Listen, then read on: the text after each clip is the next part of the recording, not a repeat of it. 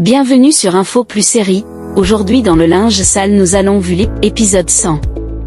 Avant de commencer, n'oubliez pas de vous abonner avec la chaîne, afin de recevoir les nouvelles vidéos de votre série préférée. L'épisode commence. Lemuel se rappela à quelque chose d'important. Il mentionna qu'il avait vu une pelle et d'autres outils dans le coffre de la voiture du chef Isidro. Cette découverte l'avait poussé à installer une caméra de surveillance pour surveiller les déplacements du véhicule. À son retour, Lala ne put empêcher de lancer une pique. Avec un sourire moqueur, elle félicita Lemuel d'avoir enfin fait quelque chose d'utile. Chiara, les yeux remplis de larmes, regardait son père avec une amertume qu'elle ne cherchait plus à cacher. Elle lui dit de ne même pas essayer de la réconforter, affirmant que la haine entre elle et sa mère était réciproque. Carlos, le cœur brisé par les mots de sa fille, tenta de lui expliquer que sa mère traversait des épreuves difficiles. Il lui demanda de faire preuve de compréhension, mais Chiara se coupa la tête avec douleur.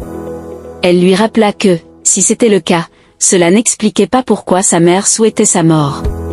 La voix tremblante, elle confessa qu'elle avait toujours fait de son mieux pour répondre aux attentes de Leona, mais qu'elle n'avait jamais rien reçu en retour. Carlos prit une profonde inspiration, essayant de trouver les mots justes pour apaiser sa fille.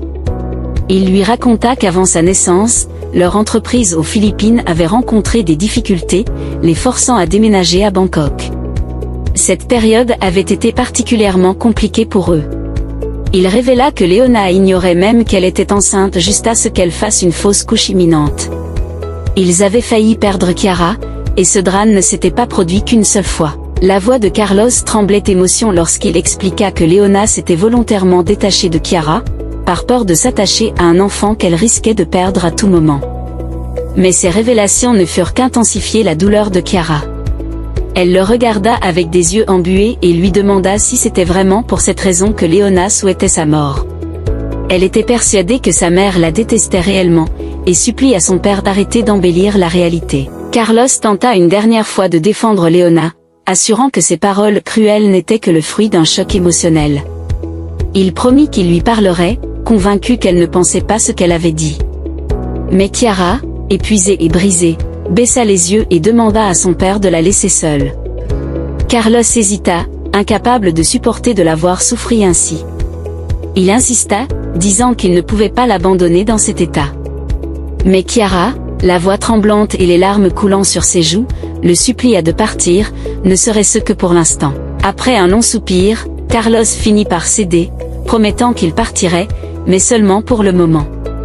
Avant de quitter la pièce, il lui demanda d'arrêter de pleurer, un dernier appel désespéré pour alléger sa douleur. Mais Chiara ne répondit pas, continuant à pleurer seule dans le silence. Lala, Alexa, Max et Lemuel fixaient l'écran avec une attention troublée. La vidéo montrait Alejandro transportant quelque chose d'encombrant, son visage partiellement éclairé par la lumière vacillante. Alexa sentit son cœur se serrer en reconnaissant la silhouette, c'était sa mère. Le choc la fit vaciller. Sa mère avait été à la moitié. La panique s'empara d'elle alors que 1000 questions lui traversaient l'esprit. Où Alejandro l'emmenait-il? Y avait-il d'autres vidéos? Alexa se tourna vers Lemuel, le souffle court, exigeant des réponses. Lemuel tenta de la calmer, lui demandant d'attendre, mais l'impatience d'Alexa grandissait avec l'angoisse. Elle insista, voulant savoir où la scène avait été filmée. Après un moment d'hésitation, Lemuel baissa la tête et murmura que l'endroit en question était la maison du chef Isidro. Puis, sur la vidéo, Isidro apparut, allumant un feu qui dévorait ce qui semblait être des restes humains. Alexa éclata en sanglots, son corps secouait de tremblements incontrôlables. Elle hurla sa douleur, répétant sans cesse qu'ils étaient des monstres, qu'ils paieraient pour ce qu'ils avaient fait. Sa voix se brisait sous le poids de la rage et du chagrin. Elle cria que ces monstres n'avaient même pas respecté les restes de sa mère, qu'elle les réduirait en cendres pour leur faire payer leur cruauté. Max tenta de la calmer, mais Alexa, les larmes coulant sur son visage, s'effondra complètement. Elle répéta le mot « maman » encore et encore, sa douleur résonnant dans la pièce comme une plainte déchirante. Pendant ce temps, Carlos faisait face à Leona, son regard sombre et chargé d'une colère contenue. Il lui expliqua d'une voix froide qu'il avait révélé à Chiara la vérité sur les menaces de fausses couches qu'elle avait subies pendant sa grossesse. Il la prévint que c'était sa dernière chance, soit elle changeait d'attitude, soit elle en subirait les conséquences. Leona releva le menton, défiant Carlos du regard. Elle lui demanda ce qu'il comptait faire s'il la jugeait indignée de cette seconde chance. La tuerait-il? Carlos, sans cligner des yeux, répondit que oui. Il ne lui laissait aucun doute, il ne tolérerait plus qu'elle détruise leur famille. Il rappela qu'il avait déjà fait preuve de clément en épargnant la vie d'Olga, mais que cette clémence avait des limites. Leona éclata de rage, criant que tout cela était de la faute de Chiara. Elle ne comprenait pas pourquoi elle devait porter le poids de cette culpabilité, pourquoi tout le monde la blâmait pour ce qui arrivait. Carlos, les poings serrés, lui rappela avec fermeté que Chiara était leur fille, pas seulement la sienne, mais aussi la sienne à elle.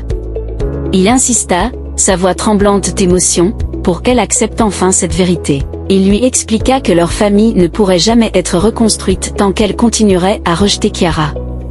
Il lui fit comprendre que sa décision d'épargner Olga ne tenait qu'à un fil, si Letona gâchait cette dernière chance, il ne retiendrait plus rien. Carlos s'approcha d'elle, la forçant à le regarder dans les yeux. Il lui dit qu'il n'y aurait pas d'autre avertissement, que c'était leur ultime opportunité de redevenir une famille. Sa voix se brisa légèrement lorsqu'il ajouta qu'il ne voulait plus jamais voir Chiara souffrir à cause d'elle. Leona, bouleversée, resta silencieuse. Carlos, à bout de souffler d'espoir, s'en alla, la laissant seule. Lemuel observa Alexa avec inquiétude, il lui demanda doucement si elle allait mieux, mais Alexa secoua la tête, son regard chargé de douleur. Comment pouvait-elle se sentir bien dans une telle situation? Lemuel avoua qu'il n'arrivait toujours pas à croire ce que le chef Isidro avait fait. Cet homme, qu'il avait admiré toute sa vie, avait même tenu le rôle de père pour lui et son frère. Mais tout cela n'avait été qu'une façade. Le poids de la trahison lui coupa le souffle et il s'excusa d'avoir laissé ses émotions transparentes. Puis, reprenant son sérieux, il demanda à Alexa quel était son plan. Alexa lui confia qu'elle cherchait sa mère depuis presque 18 ans, obsédée par l'idée de découvrir ce qui lui était arrivé. C'était cette quête qui l'avait maintenue en vie et qui lui avait donné la force de ne jamais abandonner. Maintenant qu'elle savait que sa mère avait été victime d'un acte abominable, cela ne faisait qu'attiser sa détermination. Elle jura qu'elle blanchirait le nom de sa mère et qu'elle ferait payer tout ce qui lui avait fait du mal, peu importe le prix à payer. Touché par sa détermination, Lemuel affirma qu'il serait à ses côtés. Il promit de trouver un moyen d'obtenir plus d'informations, mais elle, lui répondit qu'il n'était pas obligé de s'impliquer davantage. Maintenant qu'elle savait qui étaient les complices, elle pourrait élaborer un plan elle-même. Elle précisa qu'elle ne cherchait pas seulement la justice, elle voulait aussi se venger. Et connaissant Lemuel, elle savait qu'il ne la laisserait jamais aller jusque-là. Mais Lemuel secoua la tête. Il déclara qu'il était déjà impliqué, qu'il ne pouvait plus faire marche arrière. Il ajouta qu'à bien y réfléchir, Alexa avait probablement raison, la mort de son frère n'avait rien d'accidentel. S'il continuait l'enquête de son frère, il pourrait se rapprocher de la vérité. Alexa le fixa avec gravité, lui rappelant qu'une fois engagé sur ce chemin, il n'y aurait plus de retour en arrière. S'il allait jusqu'au bout, il serait pris dans cette spirale de vengeance et de danger, sans possibilité de s'en extraire. Mais Lemuel, le regard résolu, affirma qu'il était prêt. Lorsque Mila entra à Eden, lui demanda où elle était passée. Il lui rappela qu'elle lui avait promis qu'il pouvait lui faire confiance, mais elle avait disparu toute la soirée sans répondre à ses appels. Pire encore, elle avait éteint son téléphone. Le doute l'envahissait, était-elle avec cet officier encore une fois? Même Abbé ne répondait plus à ses appels, et Eden se demandait avec amertume s'il n'était pas complice de tout cela. Il regretta presque de l'avoir réembauché. Mila lui demanda s'il regrettait aussi de l'avoir épousée. Elle lui reprocha de l'avoir déjà accusé de tromperie à cause de Sophie, de lui avoir dit qu'elle ne comprendrait jamais sa douleur parce qu'elle était orpheline. Elle lui fit remarquer qu'il n'avait même pas pris la peine de s'excuser pour avoir cru quelqu'un d'autre à sa place. Maintenant, il était en colère parce qu'elle n'avait pas répondu à ses appels, mais ne voyait-il pas tout ce qu'elle portait sur ses épaules? Eden lui avoua qu'il voulait juste savoir où elle était. Mila explosa, elle ne lui avait rien dit parce qu'elle n'arrivait plus à penser clairement quand il était là. Elle lui rappela qu'il n'était pas le seul à souffrir, elle évoqua le fait qu'il lui avait caché que son père était vivant, le même homme qui l'avait kidnappé. Elle se demandait de quel côté Eden se tenait réellement. Elle était sa femme, et pourtant, elle ne savait même plus quelle était sa place à ses côtés. Et si un jour elle se réveillait, enterrée vivante, Eden s'emporta, criant que son père ne ferait jamais une chose pareille. Mais Mila ne relâcha pas la pression. Et s'il le faisait, demanda-t-elle, la voix tremblante. Est-ce qu'Eden la sauverait ou aiderait-il son père? Elle confessa qu'elle avait juste eu besoin d'une pause, d'un moment pour respirer. C'est elle qui avait dit à Abbé d'ignorer les appels d'Eden, et elle le supplia de ne pas le punir pour sa jalousie infondée.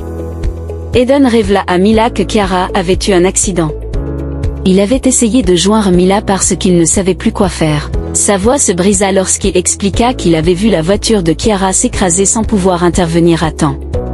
Elle était toujours sous observation, sans blessure grave, mais pendant un moment, il avait cru la perdre. Il lui confia qu'il n'était pas le seul à avoir besoin de repos, elle était son refuge. Et quand elle n'avait pas répondu à ses appels, il s'était senti complètement perdu. Sans attendre de réponse, Eden tourna les talons et quitta la pièce. Dans la cuisine des Firo, Marisol dit que c'était désormais Chiara qui posait problème, prenant la place d'Eden en tant qu'enfant rebelle de la maison. Elle se plaignait d'avoir la responsabilité de surveiller Chiara, gémissant sur sa malchance. Imaginez entendre sa propre mère lui dire qu'elle aurait préféré qu'elle soit morte. N'importe qui serait anéanti.